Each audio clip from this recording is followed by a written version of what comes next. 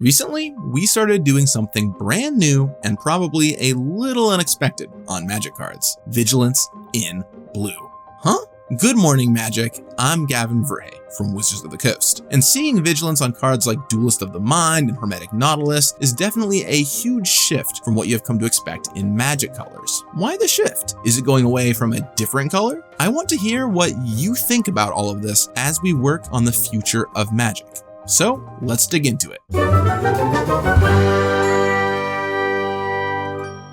All right.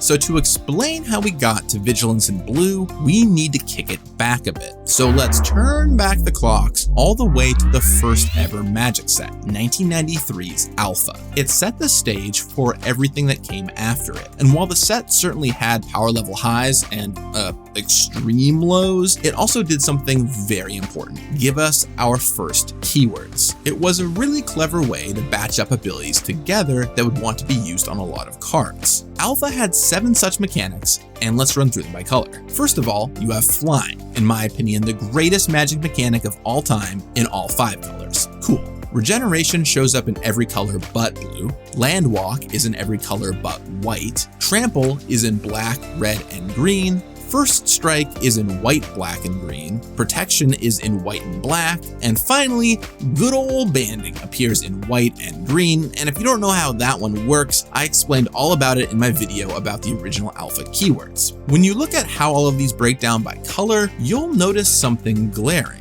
Blue gets the short end of the stick by a lot, with access to only 2 mechanics that go on creatures. Now, fortunately for blue, it made up for it in spades, with access to cards like Ancestral Recall and Time Walk. So yeah, I wouldn't be too sad for the color. It's still easily the strongest in Alpha. And directionally, I mean, it is correct to do this. Blue is generally the color that should do the least with creatures, but it definitely is apparent and a mechanics hole blue started in right away. Now, one card that showed up in Alpha was Serra Angel. Does not tap when attacking. A line would see repeated again across all colors in future sets, like Legends, on heaters like Bartel Runax, Eternal Warrior, and the mighty Zephyr Falcon. And after that, it just showed up more and more as a tool to put on creatures, mostly on white and green cards, until pretty much every set had at least a couple cards with the mechanic. And eventually, well, actually, do you know when Vigilance originally debuted? The answer might surprise you.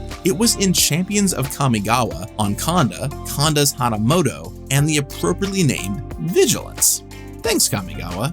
And that's how we get to the named Vigilance we know today. But let's get back to blue and move a little bit forward in time and to time, or rather to Time Spiral block. Maybe my personal favorite block of all time. While yes, it failed at being wildly successful, for me personally, as a huge Magic nerd and aspiring designer, all of the weird references and nods toward both the past and the future really got me. But while Time Spiral pointed to the past and Future Sight pointed to the future, Planar Chaos was something really unusual. An alternate present. One of the key ways it showed that was breaking what the colors are allowed to do, which frankly is a pretty tough set theme for all but the deepest fans of Magic, and I think today a theme that we at Wizards would widely consider a tremendous mistake.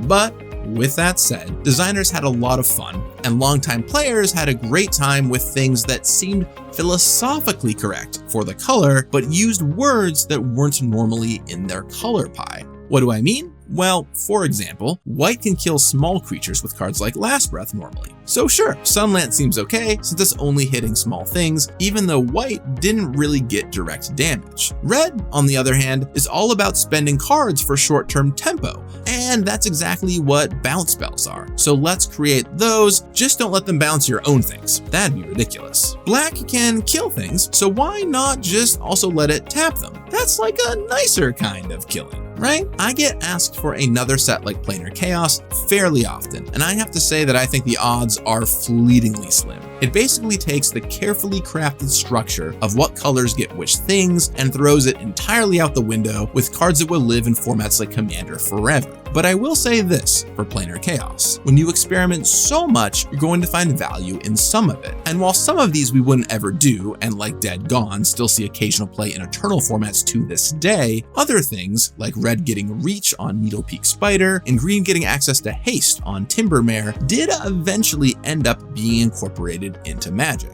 And as all this is building up to, it's also where blue Vigilance appears in earnest, on a whopping 4 cards: a Sliver that grants it, the Enchant Creature Oromancer's Guise, which is like a blue Ancestral Mask, Joda's Avenger as a throwback to Urza's Avenger for some reason, Time Spiral, and also Serra Sphinx, a blue shifting of the iconic Serra Angel. The logic behind this? Well, blue can untap things, and the line between untapping and Vigilance is very minor. In fact, when you looked at the colors that could untap things, white, blue, and green could all untap creatures, but only white and green could get Vigilance. Curious. So that was all we got back in 2007, 14 years after Alpha and 17 years before today, which is terrifying to have just said out loud, so let's fast forward a bit more.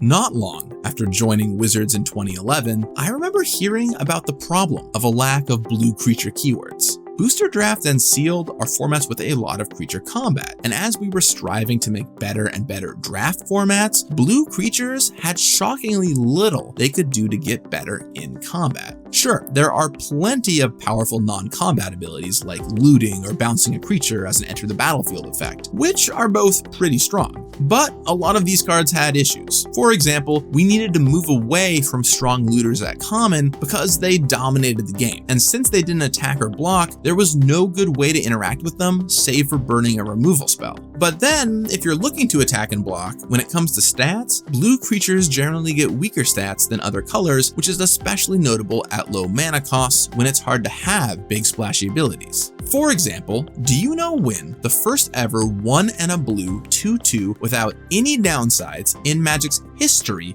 was printed?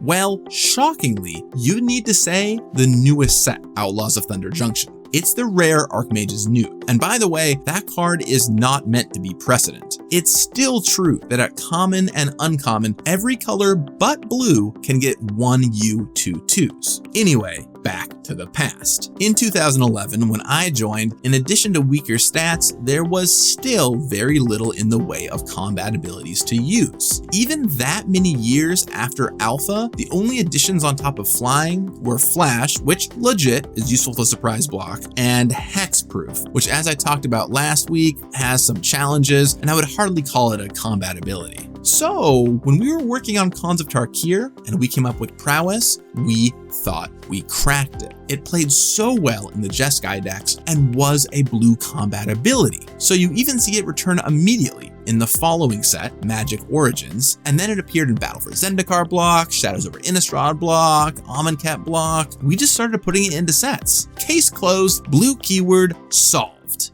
Except it wasn't. As it turns out, Prowess has some challenges. The first is that it takes some amount of set infrastructure to actually make it work. If you are a blue deck that isn't super spell heavy, it's not strong, and you need to make sure you have the cheap spells in your set to make these cards playable. Khans had this, but not every set necessarily does. Second, it was the one evergreen combat keyword, which was an onboard mystery. Every other keyword, you know what's going to happen. Trample, First Strike, Flying, these are all consistent, but Prowess could do nothing or could suddenly give a large bonus. And while that can be fun in small doses, it also creates combat complexity in figuring out things like all the permutations of what can happen if they have it, or exactly when you should cast your spells, and so on. It's a lot less simple than it looks. Third, caring about non-creatures really didn't line up well with some sets. For example, Izzet on Ravnica has an identity that really wants to care about instants and sorceries. If you put a Prowess card in, suddenly you cast an artifact and some of your cards trigger and some of them don't, which is just a small, frustrating inconsistency in set themes. And those are 3 notable ones, but there were other oddities too, from being the only evergreen keyword at the time where multiple instances made it better to being a little mathy of a mechanic. So after Hour of Devastation, we made the call to pull the mechanic from evergreen status. In fact, in Ixalan, originally the 1/1 hexproof merfolk tokens were prowess tokens, but the set structure of Ixalan, being full of creature heavy decks that cared about types, was just more structure that didn't lend itself well to prowess. These days, prowess is what we call deciduous. We can bring it out in sets as needed, but not every set is going to have it. And so, the elusive blue combat creature keyword hunt continued. We eventually unlocked Warden Strixhaven, yes, but that isn't really a combat mechanic and has its own ups and downs, many of which I covered last week. What blue needed was something that would go on a variety of creatures, from cheap to expensive, and help itself in combat while playing into blue's strengths in limited. This hole just became more and more apparent as our new play design team began to iterate on draft sets and tweak commons to really get them right. And they've been doing a fantastic job. Most of the limited formats in the past several years have been total bangers, and so when they say they need something, it's worth listening. So eventually they convened with the Council of Colors, the group of designers at Wizards that manages the color pie. It was no longer some theoretical thing that would be nice to have and we could just solve if one day we found a mechanic, like it had been for years and years. This mechanic was something we really needed for our common and uncommon blue creatures, and we either needed to get a new keyword or to be able to move something else over. So many discussions ensued. And as you might have guessed at the results, well, Zephyr Falcon and Planar Chaos were right all along. Vigilance was added to blue. It debuted on Haunting Figment in Dominaria United, exactly the kind of card play design wanted, a 2-mana 2/1 with a small combat keyword. It's just a little bonus that lets you attack and also block damage, something blue decks often want to do. Now, is any other color going to lose Vigilance with this move? The group talked about it for sure. And while Vigilance is still primarily in white, blue and green are now equally secondary in the mechanic. What do I think, personally? Well, I'll say that so far, I've been pretty happy with the addition. It plays well on both 2-mana 2/1s like the Figment, as well as defensively statted cards like Slickshot Vault Buster, which can get in and then still block. On your defensive flyers, it makes a lot of sense, too. You want to chip in damage with Marauding Sphinx to help turn the corner, but you can't afford to leave your defenses down. And most of all, it just feels appropriate. It doesn't feel like a color pie violation to me. Being able to block with the creature you attacked with does have the right feel for blue. But what do you think? Do you like Vigilance appearing in blue? Does it feel wrong to you? Is there some other solution you see here, or a different combat mechanic you would have moved around? Let me know in the comments down below. I'll talk with you again soon. And in the meantime, may your creatures be untapped to block. You got this. Yes, that's right. Deadly Insect won the Pro Tour with 4 main deck copies, 4 in the hands of Ole Rade. Can't be targeted really did its job against a litany of pinpoint removal. And after that, cards with this ability showed up every now and then, from Zephid to Blurred Mongoose to Kodama of the